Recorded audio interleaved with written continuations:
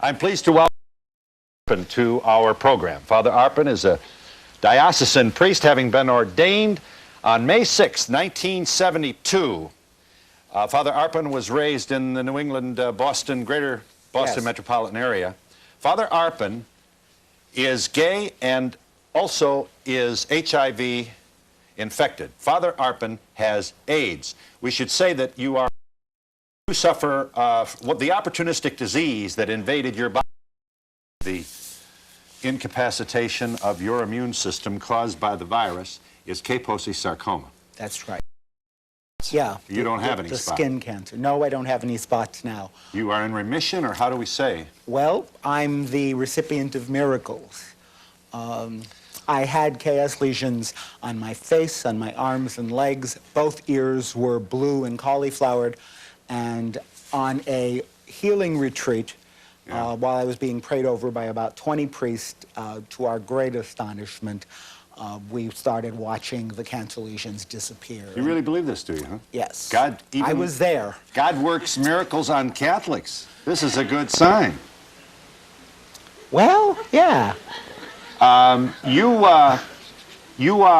There's been no attempt to get you to there's been no official attempt to tell you to shut up, has there?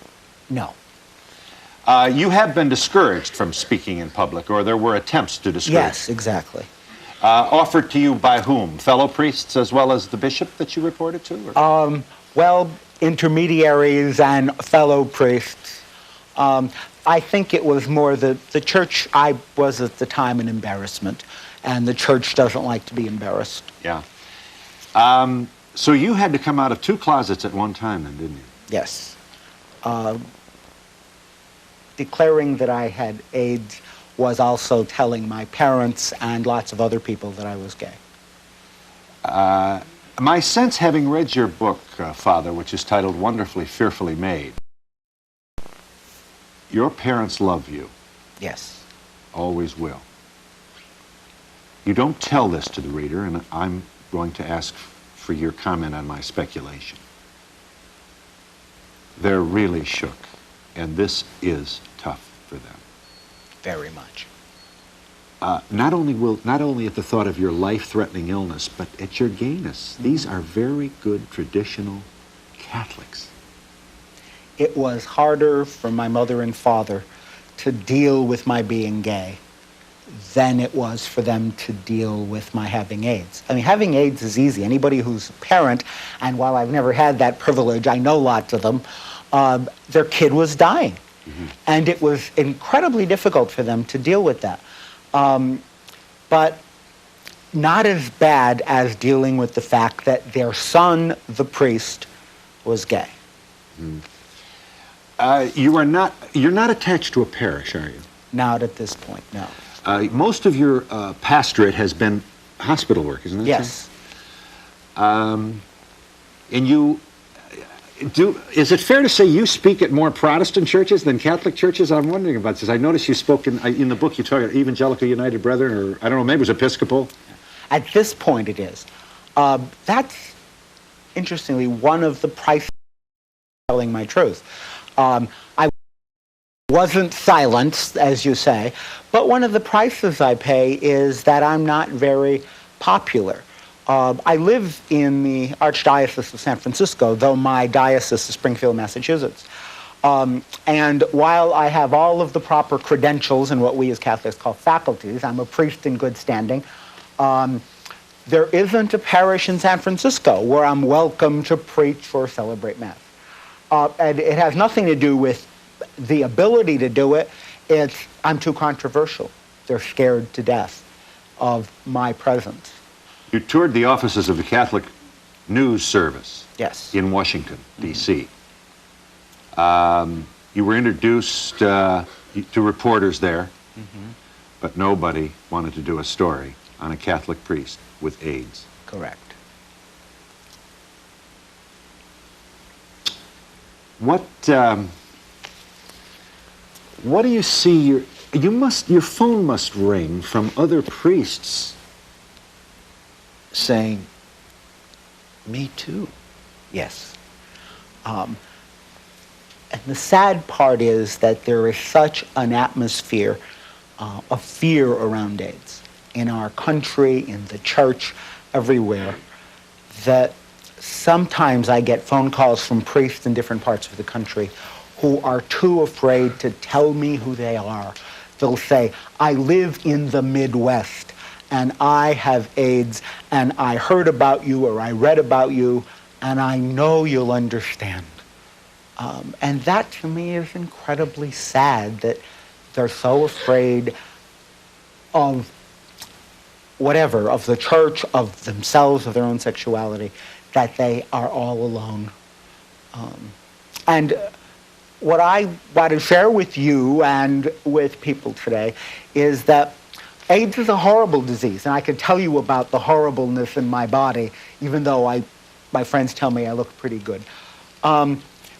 But for me, I received, because in facing it, people, my friends at first thought I fell out of a tree and hit my head when I said that. But AIDS is the greatest gift I've ever received, because when I had to face my own dying, I realized I had nothing to lose. And that pretty soon, sooner than later, I was going to be facing my God. And all I would have to do that with is my own integrity. And so I had to find my own truth and find the courage to speak it. And that made me free. My parents, despite their love and concern for me because I had an incurable disease, still had a terrible time dealing with the fact that I was gay. Relatives and friends reacted by saying, we love you, we don't understand, we're afraid, and then by pulling away from me. They seemed to be very glad that I was going to be living 3,500 miles away. You have to have some anger. I did. You don't anymore? No. Come on. I honestly don't. I mean, you know, come on, you're not Thomas More, you know. No, I'm no saint. But I've been living with a full-blown AIDS diagnosis for 6 years. Having been diagnosed in 1987, go ahead. 87, and told when I was diagnosed that I'd be dead in 17 months. Over those 6 years, each day of which has been a gift, I've had time, thank God, to deal with lots of my issues, to get rid of some of the junk that I carried around, to do lots of forgiving of myself and of people around me, and to ask for forgiveness. No, I'm not angry anymore. It's the prejudice and the fear that is in the world. Right. Well, who was the first boss you told? The first boss I told was Archbishop John Quinn in San Francisco, since I was working for him at the time. His response was loving, wasn't it? Yes. He embraced you, didn't he? He embraced me. I started crying, and he cried with me, and his words still ring in my ear. Bob, I love you, and the church loves you, and we're going to take care of you. Do you sustain more anger from Catholics because of your coming out of the closet as a gay person? Or do you sustain more anger because of the evidence that you broke your vow of celibacy? Yes, all of the above. How much judgmental disapproval do you sustain as a... It depends. Generally, overall, the response that I've received from Catholic people has been positive and loving. But there are instances where people point fingers and make judgments and call me a sinner. And one person on an interview such as this stood up, pointed a finger at me and said, you deserve to die of AIDS because you broke your vows. I was surprised, Father, that you do not say Mass for Dignity. Dignity is the organization of gay Roman Catholic lay people. Mm-hmm. As you know, they've been ejected from St. Patrick's Cathedral here. Yes. I trust you haven't seen the cardinals during your visit here to New York City. I haven't. He didn't invite me to lunch. But I did celebrate Mass this morning at St. Patrick's. You did? Yes. Well, a small altar off on the side in the darkness, or how did this happen? Not in the dark, they put the lights on, but a small altar that they offer for visitors to celebrate Right. Mass. And they did this knowing who you were? Yes. That's not a bad, I don't mean to say hooray for the church, but that's a sign, huh? Oh, sure. I may make them uncomfortable, but I'm a priest. Your illness manifests itself now with dryness of the mouth, doesn't it? Mm-hmm. You are no longer on AZT. No. And you're probably, some days you feel better than others. Is this an accurate description of your own physical well-being? Well, no. I'm probably a lot sicker than you just described. You don't feel well at all? There are days when I literally cannot get out of bed, where I have no energy. I have neuropathy, which means my legs are numb from the knee down all the time, and sometimes it's difficult to walk. I have diarrhea 20 days out of the month. I get terrible mouth sores where I can't even drink water. I have the CMV virus, which could, if it attacks the retina of my eye, make me blind.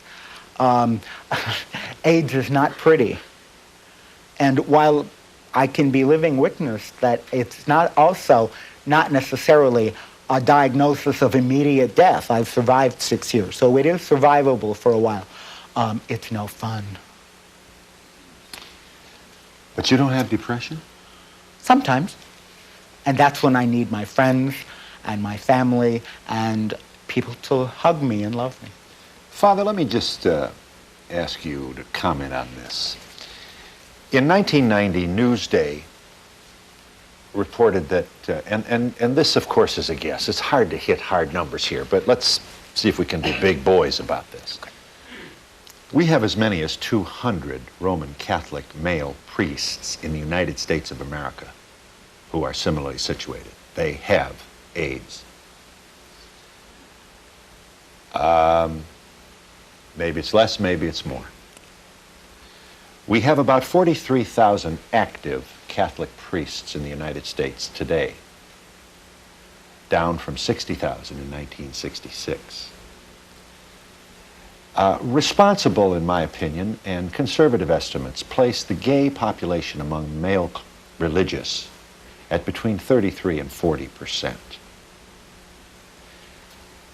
Among the new recruits, that is, the diminished number of new candidates for seminary and future holy orders, that number gets up to 60 to 70%. The vast majority of new recruits are gay. And these people are members of one of the most influential and powerful and ubiquitous homophobic institutions in the world. Here we have a church preaching that homosexuality is a sin, and they've got the biggest closet in the whole damn neighborhood.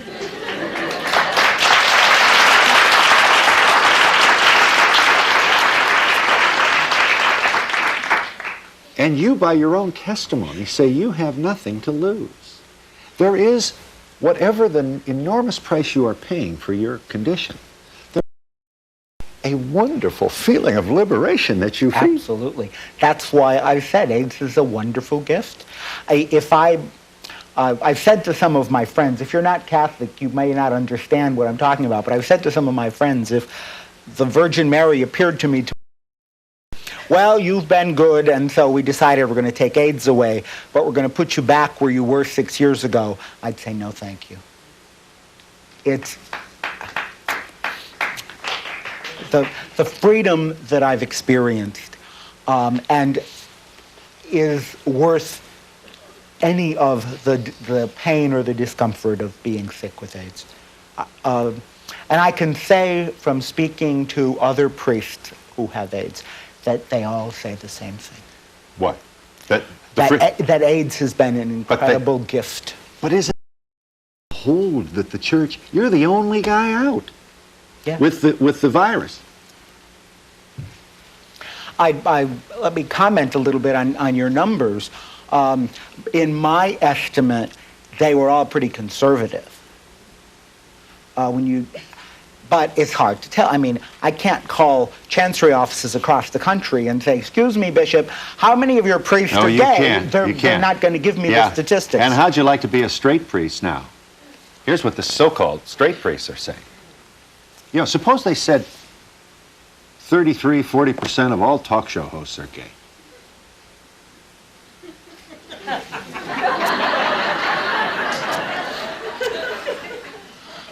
You and Geraldo dance?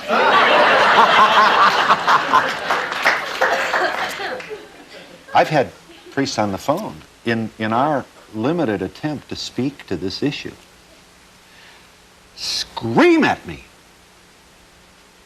How can I work in a playground now? And slam the phone down. As if it's your fault. Their point is that a discussion of this kind paints everybody with the same brush. You and I, brush is no closet, is no reason to be fearful, but that's not the real world. How'd you like to be one of those loyal, celibate, heterosexual, Irish Catholic priests who only wanted to do God's work and did for the past 45 years, only to look up and find a Roman collar, and he won't be surprised it's on the Donahue show, talking about his own gayness without appearing to even feel contrite about it.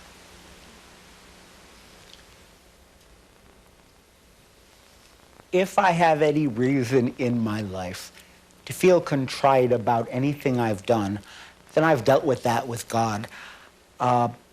Being gay has never been, and I sort of don't want to contradict you on your own show, but you were saying the church says that homosexuality is a sin. The church has never said that. The activity, behavior. We love the sinner, we hate the sin. Whatever they may imagine it to be. Yeah, well, whatever that is. Being gay is not a sin.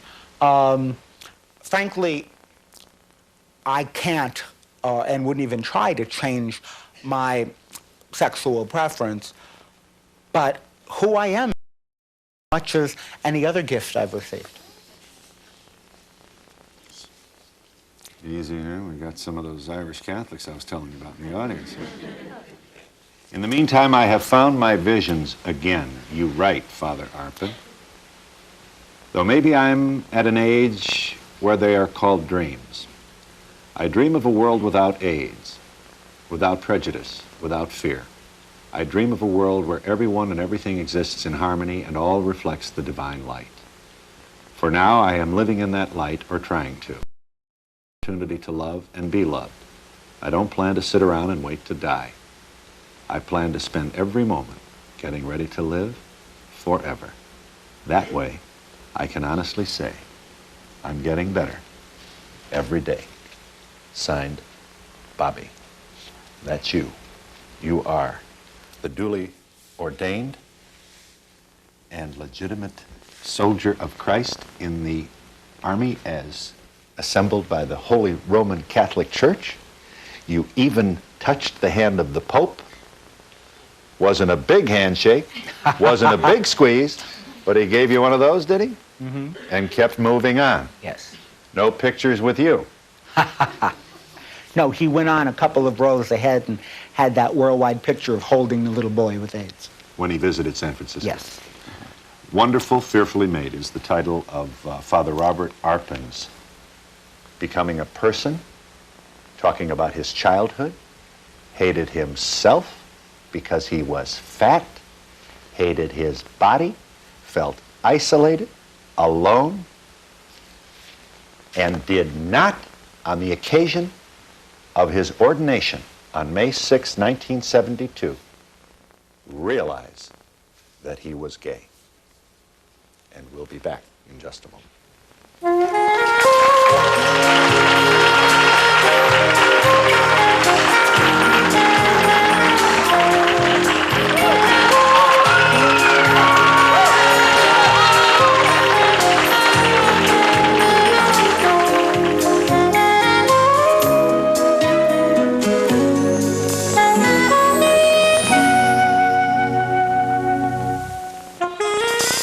To be part of the audience, please send a postcard to Donahue Tickets, care of NBC, 30 Rockefeller Plaza, New York, New York, 10112. Remember, postcards only, please.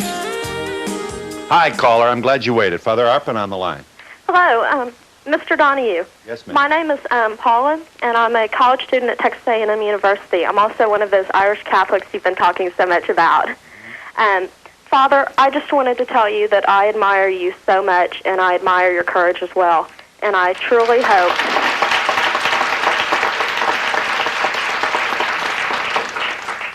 truly hope that your pain and suffering is going to increase the awareness of AIDS and homosexuality within the Catholic community. And my prayers will be with you. Thank you very much. You go to church, do you? Texas Yes. A&M? Mm-hmm. Texas A&M University, I go to church every week, and Yeah. I truly admire you. Thank you. Very nice. Are you there, caller? I'm glad you waited. Hi. Yes, hello. I'm a mother of a daughter who's starting school in September, and Catholic school, I made it my business to go in my pockets and pay a great deal of money to make sure that she goes to Catholic school, and I don't agree with this at all. He's sitting up there with that collar on. It should be taken off right now. If he wants to live that kind of a lifestyle, that's fine. That's fine, but don't deceive my daughter. Don't deceive me. What do you want him to do? Just sit down and shut up, right? No, not at all. He came out because he wants forgiveness now because he's dying. Yeah, but... Okay? Now, if this is the lifestyle he wants to live, that's fine. Don't deceive me and don't deceive my daughter. That's unfair. But the point is, he isn't being deceptive. He's being honest. He's telling you who he That is. collar is protecting him. He has no right to wear that collar. Yes, I The agree. lifestyle of a priest. Hang on a minute. I agree with you, caller. I think he should have the collar taken off and not practice his religion. Exactly. My understanding is that the church is for sinners, not for saints. I agree with you that I'm a sinner. And Jesus died for sinners just like me. And anybody who's never sinned aren't a friend of Jesus. God will forgive us. That's God's job. In the meantime, we have to do the best we can with what we have. And we'll be back in just a moment.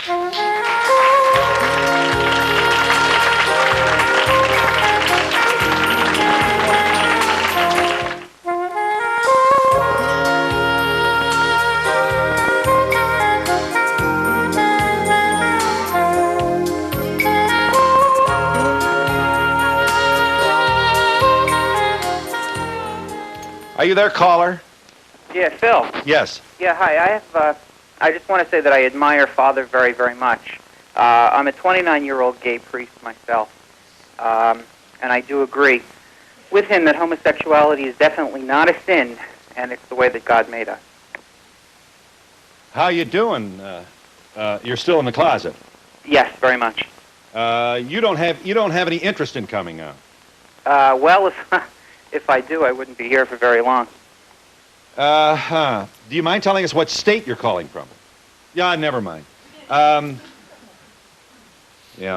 And is your commitment to the vow of celibacy sincere and genuine and realistic?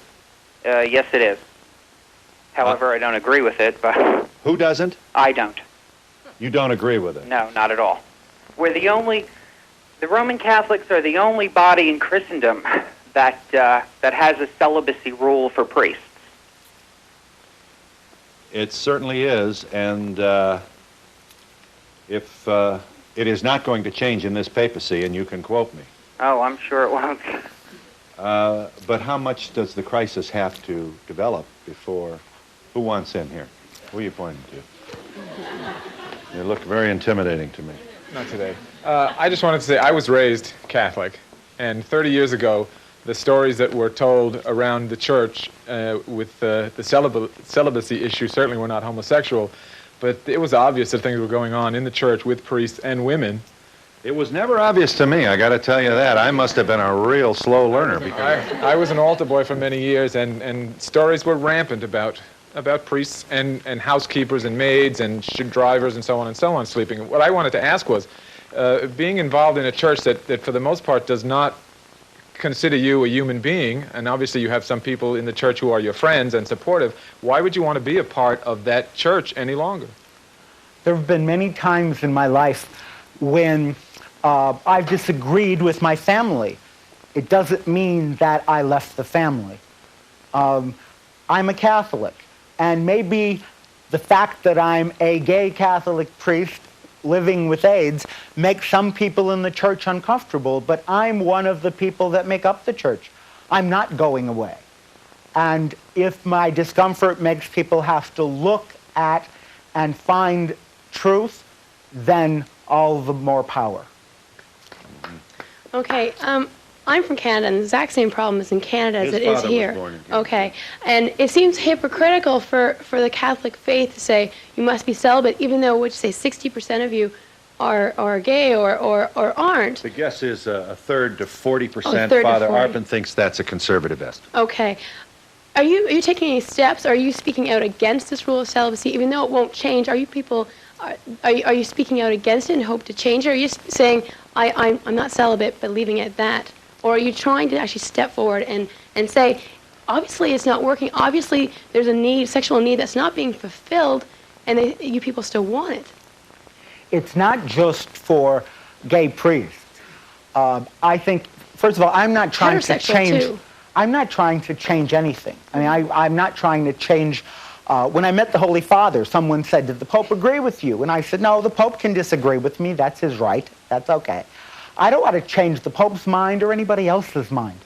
But the reality is we live in the Catholic Church in an institution that needs to look at and develop a theology of sexuality that's healthy. I mean, there are people everywhere who are hurting, people who are divorced and remarried, people who are using birth control, people who are gay, people who are in relationships and being unmarried. And the church needs, it's not enough just to say to people, don't do it, or you're not supposed to do it. So many young people are getting sick and dying of AIDS because we're afraid to teach them how to be responsible with sex and just say, don't do it. I don't think that people should have to live celibate. I know it's pretty impossible, but you made a vow when you made it, you know, and I don't think you should have changed your mind. You should have made your decision, and you should have stuck with it. Okay. I guess I have no need to defend what happened to me. First of all, I don't think AIDS was any kind of, AIDS is because I caught a virus, and it wasn't any kind of punishment. The reality is, however, that the promises I made, and as a secular priest, we don't make vows, we make promises to my bishop, I made them in all sincerity, and I attempted in the best way I could to live them out. And if I made a mistake, then I have to live with that before God.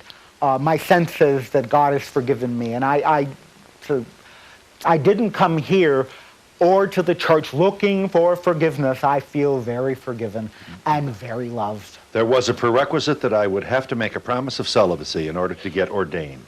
I made that promise then in all honesty and forthrightness. If I had known that I was gay before ordination, I don't know if I would have been ordained. The reality is that I didn't know, but God knew, and God called me to the priesthood. Later on, when the circumstances of my life and truth changed, my responses to celibacy, priesthood, and God changed too.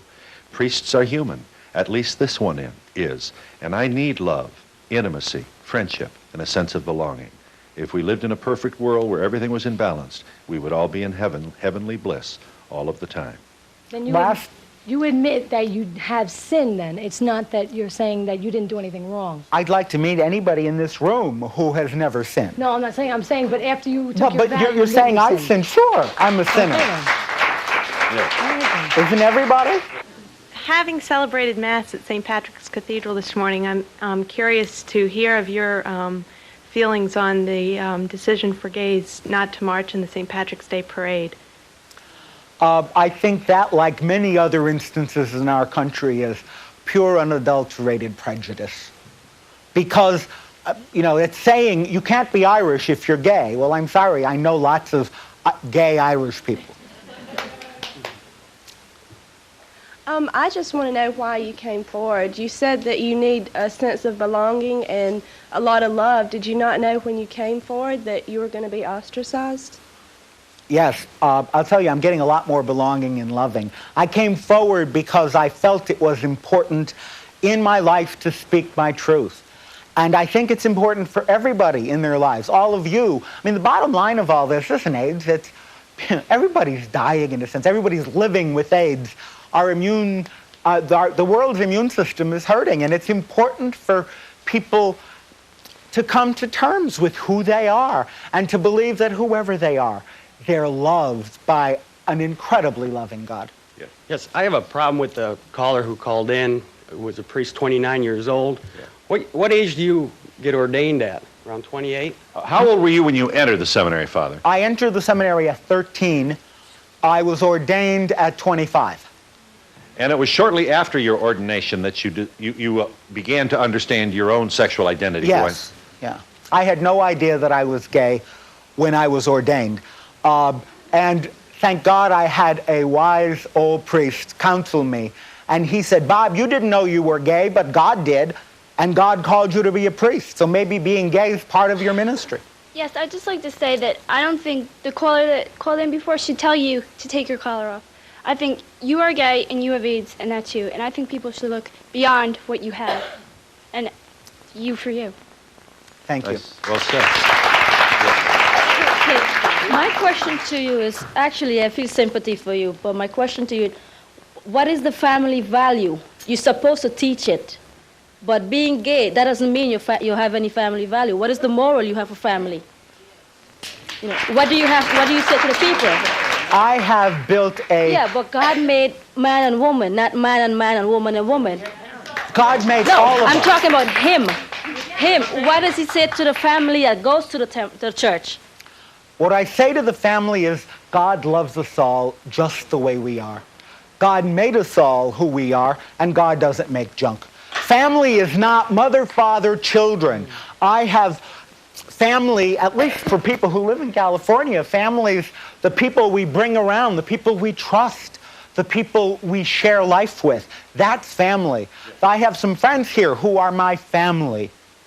There are other people, homosexuals, I don't condone homosexuality, but other homosexuals who use uniforms, policemen, firemen, such and such, every day in their everyday life. I just think that you're a human being and you shouldn't be rated on what you have around your collar. Yeah. I'm one of the Irish Catholics that you're talking about. The bottom line is, gay or not, you broke your vow. And, I mean, I understand you're gay and I'm sorry that you have AIDS, but you took a vow to represent the church and you broke that vow. I have never broken a vow to represent the church.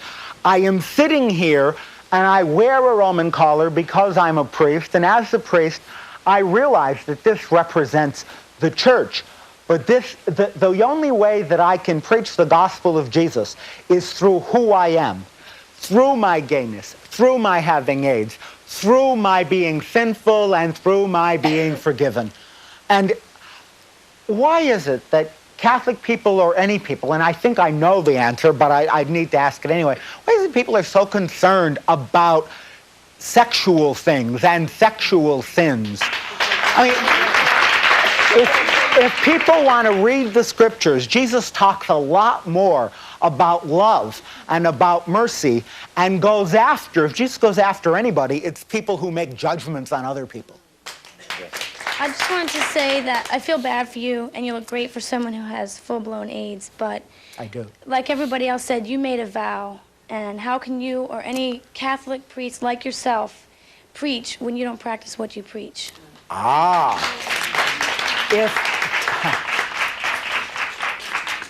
If all priests were perfect or were angels, then they couldn't possibly relate. A priest is a person like everybody else, taken from among the community and asked to be in a very incredible position where we help people find the God that is in them. I can stand up and proclaim the love of God because I've experienced it. I can talk about the mercy of God because God is merciful to me. I can talk about God's presence in the world because I've experienced God's presence in people, even people who disagree with me. And most important, in myself. That was the hardest one to come to. Are you there, caller? Yes, I am. You wanted to say. I'm a 29-year-old Irish Catholic also. I just want to first say that I had a brother who was 31 years old when he passed away of AIDS because he was gay. I want to tell the priest that I love him, I feel for him, but I do not understand why he keeps the collar on, and I'd like to know if he can explain that to me. Well, he's just tried to a couple of times. Among his other points, his father makes the point, first of all, if you can't be a sinner, then there wouldn't be too many priests. I mean, if that's the deal breaker. So he acknowledges his imperfection, acknowledges his sinfulness, has told our audience, among other things, that's the reason for Calvary, and believes in his heart that he has God's forgiveness for having broken his promise. If it's good enough for God, why isn't it good enough for you? Oh, no. Please don't think that it's not good. If I was there, Phil, I'd be there hugging him because I feel his pain. But you want him to take his collar off. I don't understand how he can... The church teaches us to believe that the priest is almost holier than thou. But he never was he? No, he couldn't have been. Well, then why did we inflict priests with this kind of unrealistic ideal? It wasn't fair to the priests to do this. I agree with you. It wasn't fair, but he chose to do that, and now he's... Can I talk to this a little bit? I never chose to stand up before the world and tell them I was perfect or wonderful or better than anybody else. And maybe one way to deal with this issue is I could share at least my... so angry. I think lots of people got their messed up ideas religion from the church. That we taught it. We taught people that if they played with themselves, outside of marriage, they were going to go to hell. And if they used birth control, they were going to go to hell. And some people tried very, very hard to follow all the rules, believing that if they followed the rules, that God would love them. And what the church failed to teach adequately is God loves us anyway. And that we don't get to heaven and we don't earn God's love from following rules, that God's love is a free gift. And here people see me who say, take the collar off, because they're looking at me and saying, all those people who wore a collar, who told them, you're not supposed to do this and you're not supposed to do that. And I sit here and say, yeah, I broke the rules and God loves me anyway. And it makes people very upset. Wonderfully Fearfully Made is the title of Father Arpin's book. This is a series of letters he writes to a friend, which take you through not only his childhood, but also his ordination, in his daily life, which is up and down. Do you know of, there are Catholic families that have refused to bury family members who died of AIDS? Yes. Won't go to the funeral. You know, I mean, the people are talking about sin. What a sin to be unforgiving. What a sin to be unloving. Well, what a sin Jesus to legitimize calls us to love each other. Huh? Jesus calls us to love each other. I must say, Father, I am impressed with the absence of anger. But I also am impressed with the silence of the vast majority of the clergy.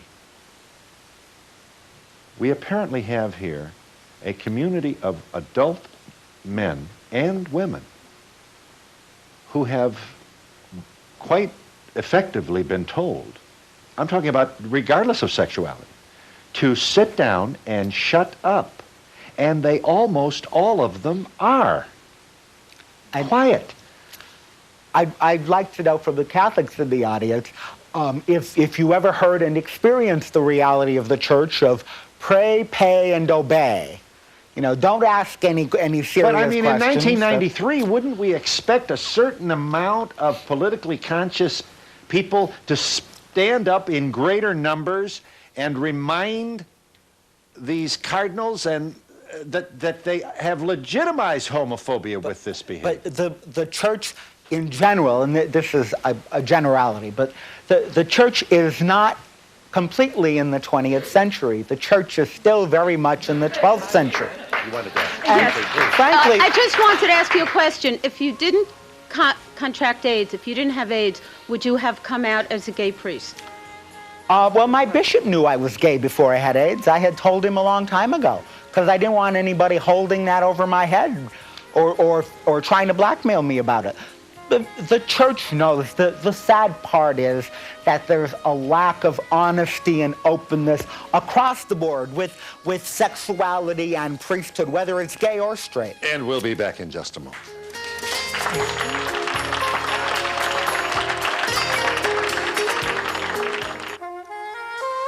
To be part of the audience, please send a postcard to Donahue Tickets, care of NBC, 30 Rockefeller Plaza, New York, New York, 10112. Remember, postcards only, please. You wanted to say briefly. Yes. Well, I'd like to ask the priest something about the Bible, which I believe in very much. Running out of time, darling. Okay. How do you feel about the third book of the Bible, which is Leviticus? And it tells us how God doesn't allow homosexuality. And yet you teach it? Father. What do you feel about that? I don't, first of all, I'm not teaching anything I'm not teaching homosexuality. Secondly, read the Gospels. Jesus doesn't say anything about homosexuality. It's never mentioned. In response to your inquiry before about why don't priests speak out, I have a wonderful support group of priests that speak out and encourage who I am. I just finished last weekend with over 100 lesbian nuns and gay priests that were gathered together to share their faith and their life struggles and who are speaking out. But more important, Catholic people speak out. There's people here from a parish in Massachusetts where I stay when I'm home who love me and support me. The people from Holy Redeemer Parish in San Francisco where I celebrate Mass. 3/4 of the parish is gay and they're Catholics. Are you there, caller? Yes. You wanted to say? I'm 35-year-old gay priest, and I have to admire this man for what he's doing. I congratulate him. I know he's got a lot of support. I personally know, it might come as a surprise to your audience, hundreds of gay priests.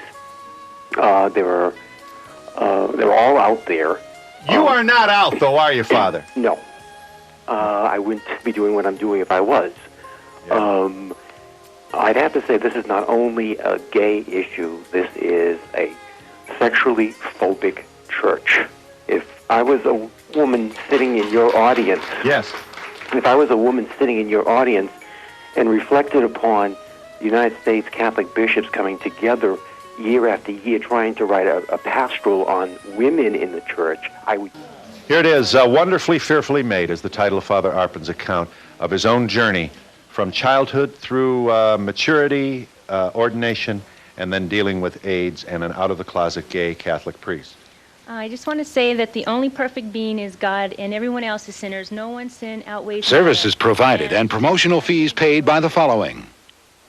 Jonelle's French Manicure. Quick and easy. White it and pink it. For smoother, whiter tips and healthier-looking nails, treat yourself to a French manicure from Jonelle.